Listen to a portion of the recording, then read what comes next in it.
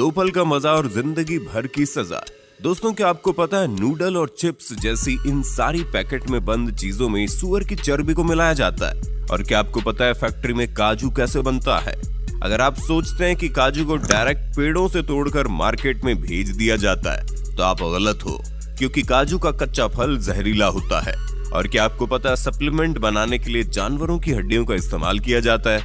अगर नहीं पता तो टेंशन नहीं लेने का, क्योंकि आज के वीडियो में हम आपको दिखाएंगे डेली लाइफ में इस्तेमाल होने वाली चीजें फैक्ट्री में आखिर कैसे बनती हैं। तो दोस्तों, फैक्ट्री का सफर स्टार्ट करने से पहले वीडियो को एक छोटा सा लाइक करके चैनल को सब्सक्राइब कर लो, क्योंकि ये वीडियो हमने बड़ी मेहनत से बनाई है।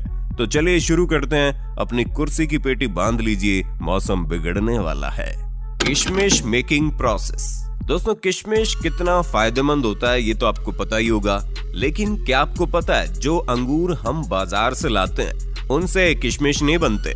अगर आप उन अंगूर से किशमिश बनाने की कोशिश करोगे तो अंगूर ऐसे ही खराब हो जाएंगे। दोस्तों, भारत में अर्कावती और सुल्ताना इन्हीं दो अंगूर की किस्मों से किशमिश बनाई जाती है। तो दोस्तों, किशमिश बनाने के लिए सबसे पहले इन अंगूरों की खेती की जाती है, और जब ये सारे अंगूर पक जाते हैं तब बारी आती है इनकी हार्वेस्टिंग की, जिसके लिए वर्कर सभी अंगूरों के गुच्छों को तोड़ तोड़ कर कैरेट में भरते जाते हैं, जिसके बाद इन्हें गाड़ी पर लोड करके प्रोसेसिंग एरिया में लाया जाता है। और फिर इन अंगूरों से भरे कैरेट को बारी बारी से इथाइल ओलिएट और पोटेशियम कार्बोनेट के मिक्सचर में डुबोकर 3 से 5 मिनट तक छोड़ दिया जाता है। ऐसा करने से अंगूरों के सारे बैक्टीरिया और फंगस नष्ट हो जाते हैं, और इन केमिकल की वजह से अंगूरों की सूखने की प्रोसेस भी काफी तेज हो जाती है और ये सड़ते भी नहीं है।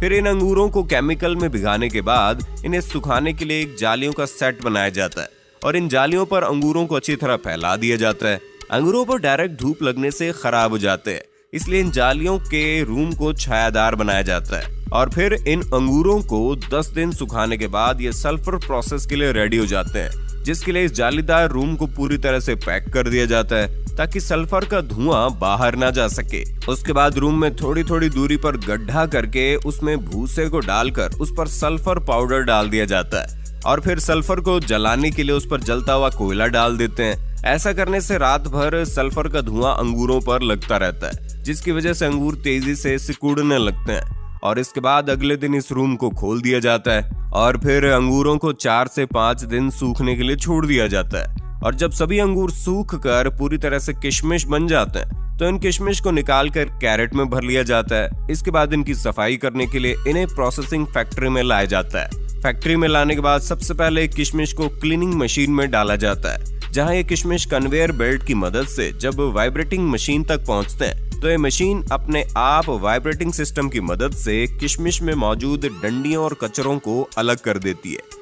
और फिर इन अलग हुए किशमिश को वाटर प्रोसेसिंग से गुजारा जाता है ताकि किशमिश पर लगे केमिकल और धूल वगैरह अच्छी तरह से साफ हो जाए। और क्लीनिंग पूरी तरह से कंप्लीट होने के बाद इन गीले गीले किशमिश को ड्रायर मशीन में सुखाया जाता है, और फिर किशमिश सूख जाने के बाद फाइनली इनकी पैकिंग करके इन्हें मार्केट में भेज दिया जाता है।